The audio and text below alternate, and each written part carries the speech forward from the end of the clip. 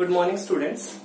Today we are going to discuss our next topic, that is osmosis and osmotic pressure. Next colligative property discuss करने वाले हम osmotic pressure. So first of all, osmosis, we will discuss osmosis, and thereafter we will discuss osmotic pressure. Osmotic pressure. So first of all, understand what is osmosis.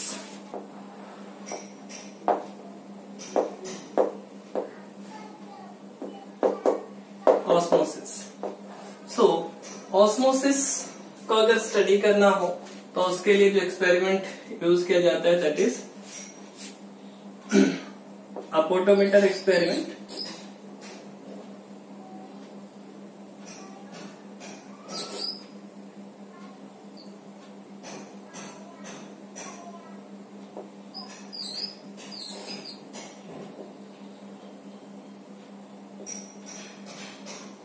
See, this is a potato tuber.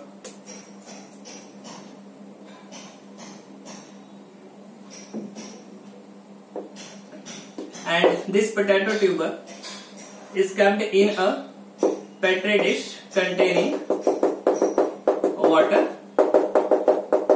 And here we have a cavity, and in this cavity a sugar solution is placed. क्या present है यहाँ पे? Sugar solution है,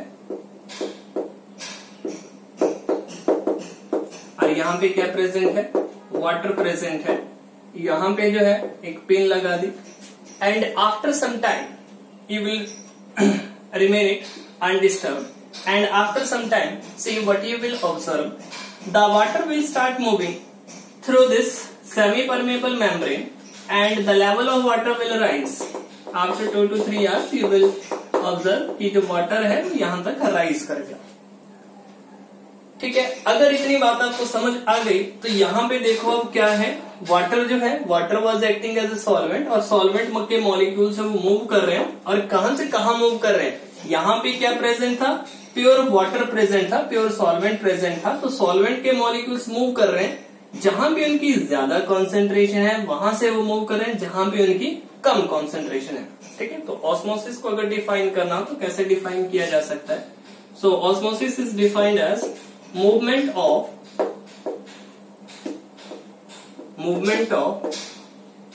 solvent molecules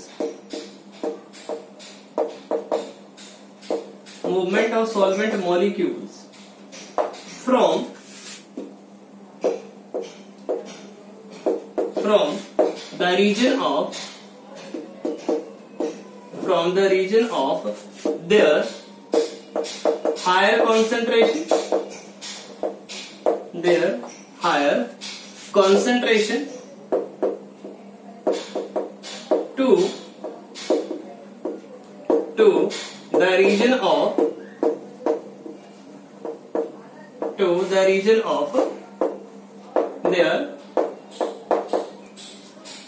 low concentration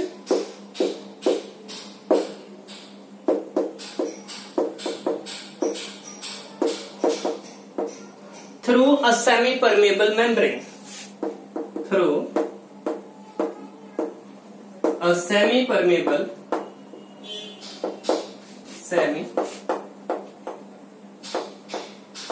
Permeable membrane.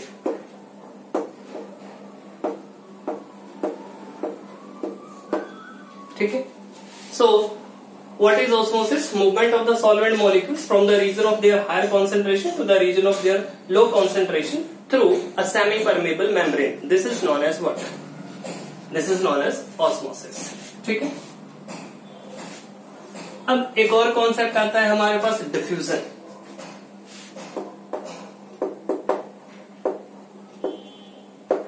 अगर हम diffusion की बात करें तो डिफ्यूजन क्या होता है? मूवमेंट ऑफ द पार्टिकल्स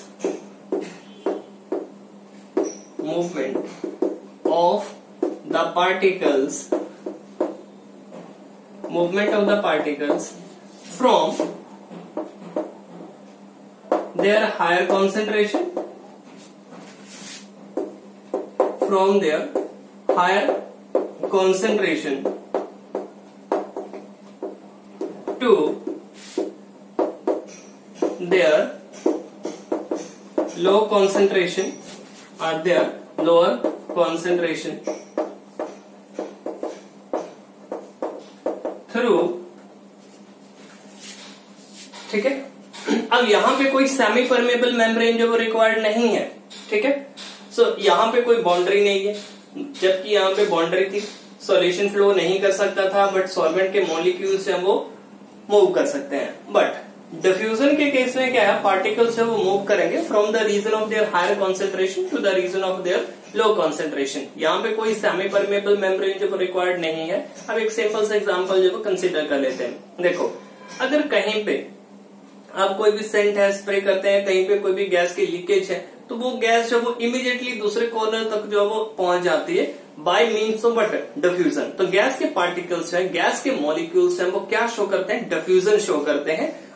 और क्यों क्यों ये डिफ्यूजन शो करते हैं, बिकॉज इनके केस में क्या होता है, जो गैस के मॉलिक्यूल्स हैं they have what, more kinetic energy. More kinetic energy means, kinetic energy means what, they are having what, greater velocity. Greater kinetic energy होने का मतलब क्या है, उनके पास क्या है, ज्यादा वेलोसिटी है, इसलिए वो इजिली क्या कर सकते हैं, मूव कर सकते हैं, ठीक है।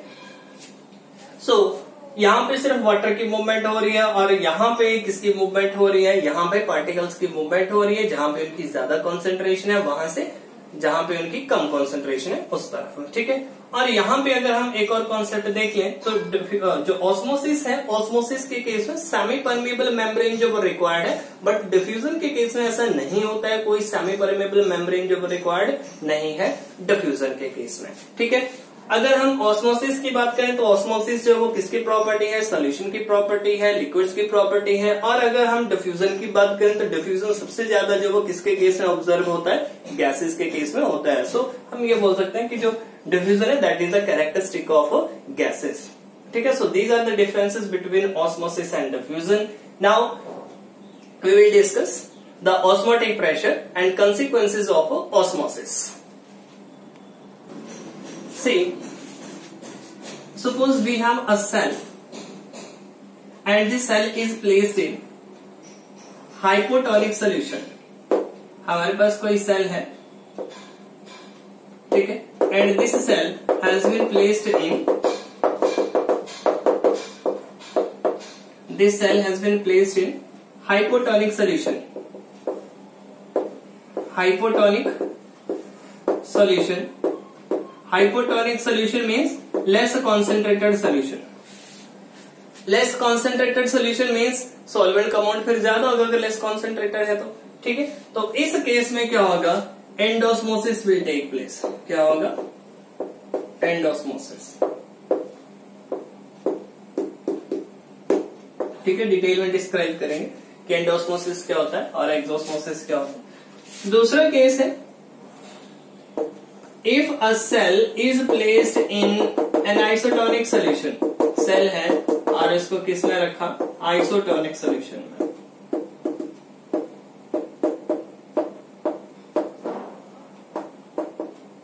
ठीक है।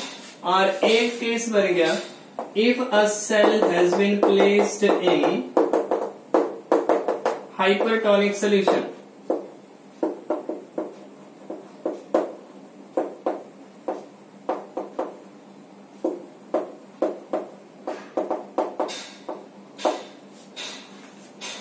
ठीक है। अब देखो, if a cell is placed in hypotonic solution then the water will enter inside the cell, the water will enter inside the cell. If a cell is placed in isotonic solution means जितनी concentration cell के अंदर है वैसी ही concentration cell के बाहर है, तो यहाँ पे कोई कॉन्सेंट्रेशन ग्रेडियंट जो डेवलप नहीं हो रहा है। तो इसके केस है ना तो वाटर जो है वो सेल के अंदर जाएगा और ना ही वाटर जो भी सेलुलर कंटेंट है वो बाहर आएंगे, सेल के बाहर आएंगे, ठीक है। तो इसके case cell size will remain same. यहाँ पे अगर वाटर जब एंटर कर रहा है देन व्हाट विल हैपन, जो सेल साइज है वो इनिशियल साइज से क्या कर जाएगा, इनलार्ज हो जाएगा, क्योंकि वाटर की एंट्री हुई है यहाँ पे, ठीक है।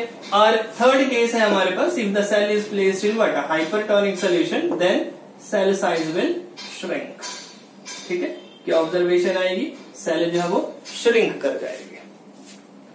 ठीक है, तो श्रिंक हो रही है मीन्स सेलुलर कंटेंट बाहर आ रहे, प्रोसेस को क्या बोलेंगे हम, exosmosis.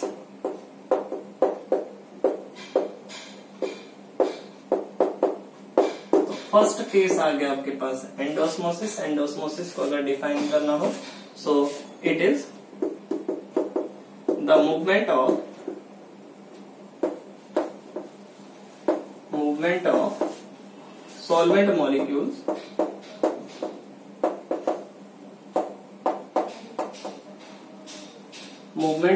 solvent molecules inside the cell.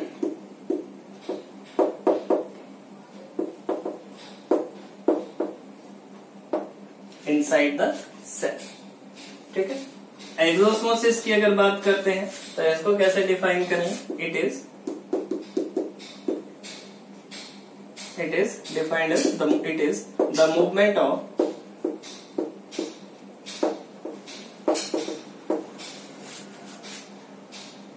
solvent from inside of a cell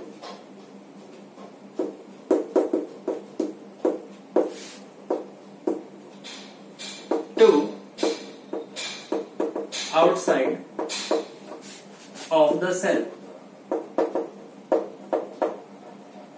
ठीक है, अगर सेलुलर कंटेंट बाहर से अंदर की तरफ आ रहे हैं, then what will happen, the process is known as exosmosis. Exo means outside. ठीक है, और अगर सेलुलर कंटेंट जो है वो या फिर जैसे वाटर है, वाटर जो है वो सेल के अंदर जा रहा है, it means the process is known as endosmosis. ठीक है, तो ये दोनों कॉन्सेप्ट्स आपको क्लियर होने चाहिए। ऑस्मोसिस जो दो टाइप का होता है, एक्सोस्मोसिस हो गया और दूसरा कौन सा हो गया, एंडोस्मोसिस हो गया। Exosmosis means what, movement of the cellular content outside the cell. Cellular content में जो वाटर है वो बाहर की तरफ मूव कर रहा है, सेल साइज जो है वो क्या करेगा, श्रिंक करेगा। ठीक है, तो एक्सोस्मोसिस के केस में सेल साइज जो है डिक्रीज करेगा, श्रिंक होगी सेल, और एंडोस्मोसिस के केस में सेल जो वो इनलार्ज होगी। ठीक है, अब इसके बाद डिस्कस कर लेते हैं ऑस्मोटिक प्रेशर। सो स्टूडेंट्स, अभी आपको दो कॉन्सेप्ट जो वो क्लियर हो गए हैं, या तो सेल के अंदर वाटर जा रहा है या फिर सेलुलर कंटेंट जो है वहां पे सॉल्वेंट जो प्रेजेंट है वो बाहर की तरफ आ रहा है। ठीक है, अब इस प्रोसेस को स्टॉप करने के लिए जितना हाइड्रोस्टैटिक प्रेशर रिक्वायर्ड है, that is known as osmotic pressure. So what is osmotic pressure? Osmotic pressure, it is defined as the excess hydrostatic pressure, excess hydrostatic pressure which must be applied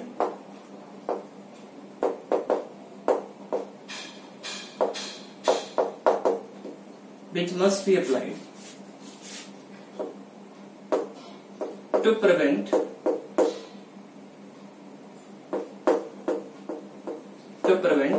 the movement of solvent,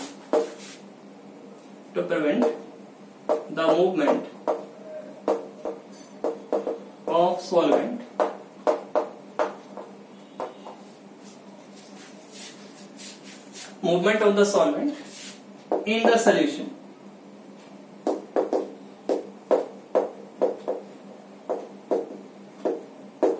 ठीक है, अब solution side में कितना excess pressure जो apply करना पड़ेगा ताकि solvent जो वो एंटर ना कर पाए सॉल्यूशन। ठीक है, सो प्योर सॉल्वेंट जो वो ना एंटर कर पाए सॉल्यूशन वाली साइड। So this excess hydrostatic pressure is known as what, osmotic pressure. And this osmotic pressure is denoted by symbol pi. क्या सिंबल यूज किया जाता है ऑस्मोटिक प्रेशर को डिनोट करने के लिए? पाई सिंबल जो वो यूज किया जाता है।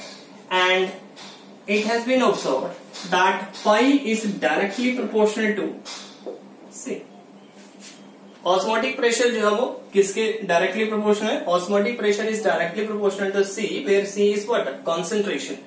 And pi is directly proportional to T, means जितना ज्यादा टेम्परेचर होगा उतना ही ज्यादा क्या होगा, ऑस्मोटिक प्रेशर होगा। तो दो कॉन्सेप्ट आ गए, इन दोनों इक्वेशंस को आप क्या करो, कंबाइन कर दो।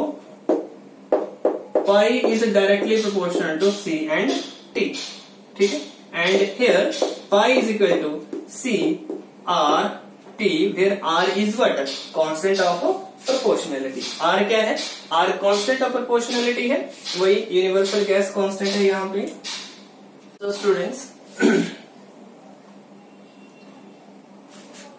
पाई was equal to C R T and pi was equal to, अब सी की जगह पे हमने क्या पुट कर दिया, number of moles of solute present per litre of solution, n B into R T आ जाएगा, ठीक है। अब pi is equal to n B को कैसे लिखा जा सकता है, W B into R into T upon M B into V, ठीक है। From here you can find out the molecular mass of a solute. यहां से आप क्या फाइंड आउट कर सकते हो, मॉलिक्यूलर मास ऑफ सोल्यूट जो फाइंड आउट कर सकते हो। एमबी यहां से फाइंड आउट करना है, MB would be equal to W B into R into T divided by pi into V, ठीक है। M B is equal to W B into R into T divided by pi into B, ये आ जाएगा आपके पास, ठीक है। So molecular mass of solute जो वो इस तरीके से कैलकुलेट किया जा सकता है। अब इस पर बेस्ड जो वो न्यूमेरिकल्स हो सकते हैं। And most important thing regarding this osmotic pressure, this is the colligative property which can be used to calculate the molecular mass of macromolecules. तो ऐसे मैक्रोमोलिक्यूल्स क्या होते हैं, the molecules having what, large molecular masses, polymers हो गए आपके पास, ठीक है। तो पॉलीमर्स का अगर मॉलिक्यूलर मास फाइंड आउट करना है तो उसके लिए ये कोलिगेटिव प्रॉपर्टी जो वो यूज की जा सकती है। This colligative property is what, this is osmotic pressure. तो ऑस्मोटिक प्रेशर को हम कहां पे यूज कर सकते हैं, to calculate the molecular mass of macromolecules, ठीक है। सो एक बार आप फिर से देख लो, pi is directly proportional to C, pi is directly proportional to T, pi is directly proportional to C and T, and pi is equal to C R T. Are is constant of proportionality known as what, universal gas constant. Pi is equal to N B over V, concentration, number of moles of solute, given mass upon molecular mass, given mass upon molecular mass, ठीक है। R T और यहाँ पे we तो था ही। उसके बाद देखो M B is equal to rearrange करके लिख दिया, एम बी को इस साइड लेंगे, पाई को इस साइड ले आए, एम बी यहाँ पे W B into R T divide pi into V. In this way you can write the expression for the calculation of molecular mass of solute. And now let us practice the numericals based upon this concept. So students, let us solve the numerical. So a numerical is there. See, a solution or a 200 centimeter cube of solution contain 1.26 gram of protein, 1.26 gram of protein. The osmotic pressure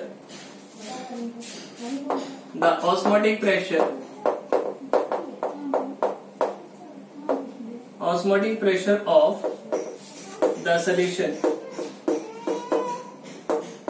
solution at 300 Kelvin was found to be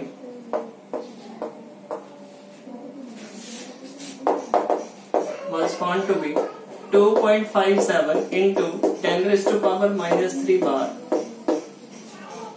2.57 into 10 raised to power minus 3 bar. Find the molecular mass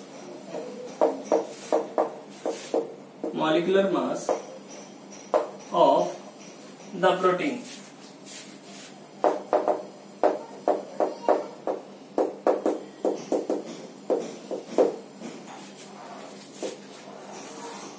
Find the molecular mass of the proteins. ठीक है, so we have this question. ये question है हमारे पास. We have to solve this numerical. So see, what are the given in this question? What are the quantities which are given here? ठीक है, यहाँ पे आप R की वैल्यू जो वो यूज कर सकते हो, R is equal to 0.083 litre per kelvin per litre bar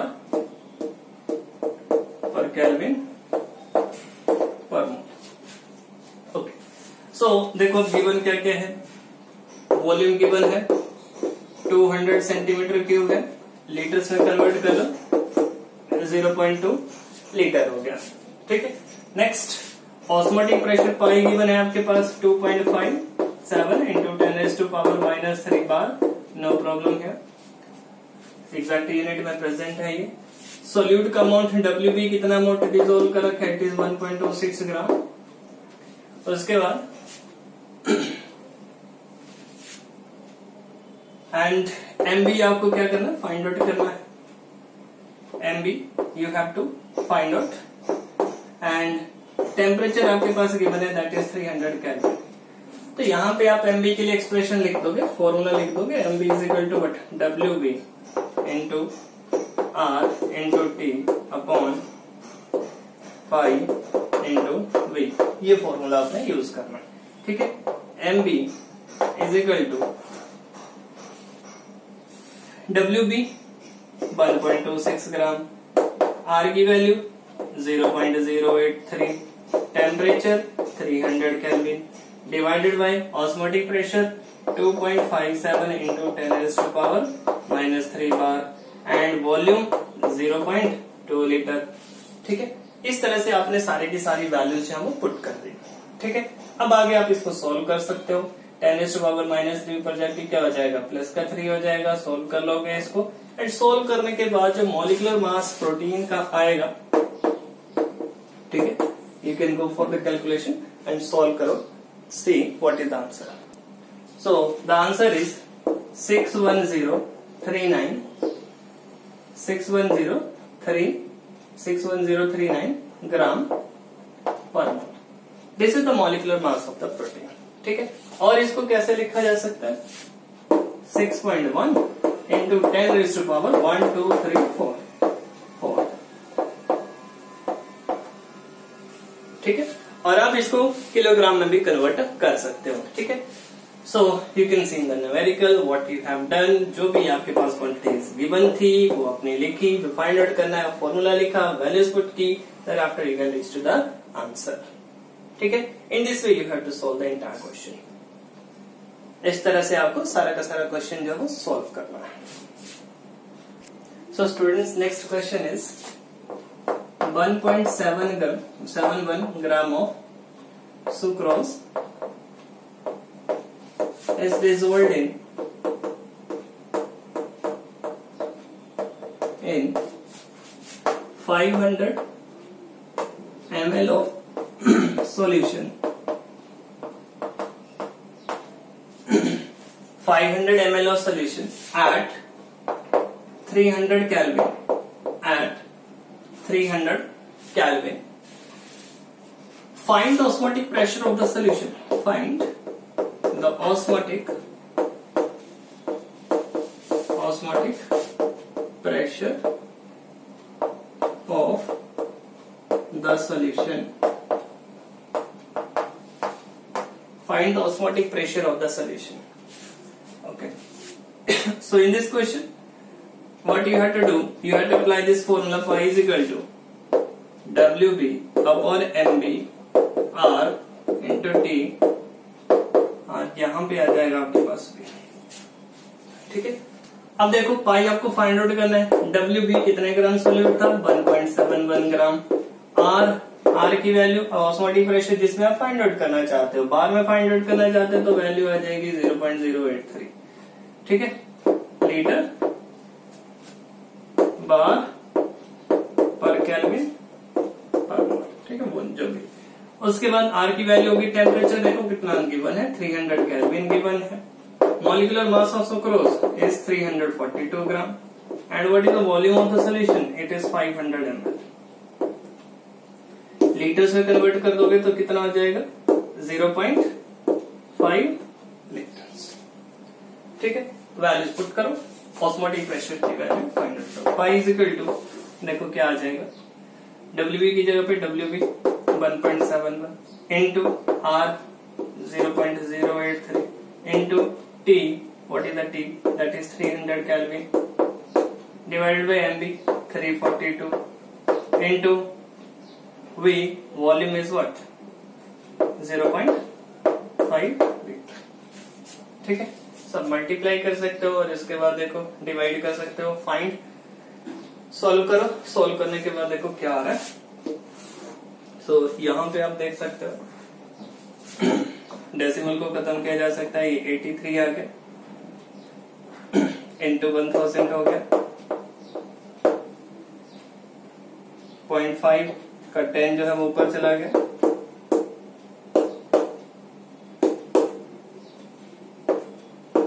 5 is 10,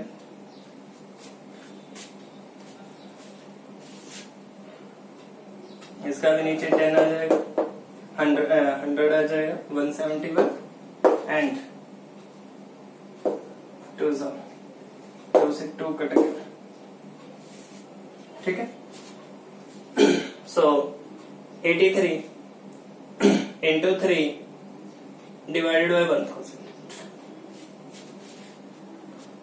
So 83 into 3 divided by 1000 ये बच रहा है, यहाँ पे सॉल्व कर, 3 3 जा 9, 249 by 1000 it will be equal to 0.249 bar.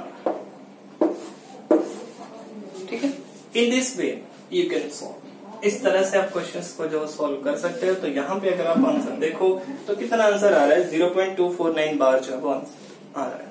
ठीक है, so this will be the answer of the question. See what we have done, हमारे पास क्या गिवन था, 1.7 ग्राम, कितना अमाउंट सुक्रोज का प्रेजेंट था, बहुत गिवन था। सुक्रोज का मॉलिक्यूलर मास होता है 342 gram per mole, is dissolved in 500 ml of solution, litres में कितना हो जाएगा, 0.5 लीटर हो जाएगा। ठीक है, at 300 kelvin, find osmotic pressure of the solution. Osmotic pressure find out करने के लिए फॉर्मूला था pi is equal to WV into RT upon MB into V। Pi हमें फाइंड आउट करना है, गिवन क्या था, अमाउंट ऑफ सॉल्यूट गिवन है, क्वेश्चन में गिवन है, R की वैल्यू, बार में कौन सी वैल्यू होती है, टेम्परेचर 300 केल्विन है, उसके बाद MB molecular mass of solute 342, ठीक है, वॉल्यूम कितना है 500 ml, इसको लीटर्स में कन्वर्ट कर लिया, उसके बाद वैल्यूज पुट की, वैल्यूज पुट करने के बाद कैलकुलेशन की, और कैलकुलेशन से इजिली जो है वो आपके पास आंसर आ जा रहा है, दैट इज 0.249 बार। ठीक है, तो आज के लिए इतना ही, बाकी जो भी आपके पास वर्कशीट है, वर्कशीट में जितने भी न्यूमेरिकल्स होंगे, try to solve those numericals. ठीक है, और अगर कोई डाउट है तो यू कैन आस्क। ठीक है, आप मैसेज कर सकते हो, आप पूछ सकते हो जो भी डाउट है। ठीक है।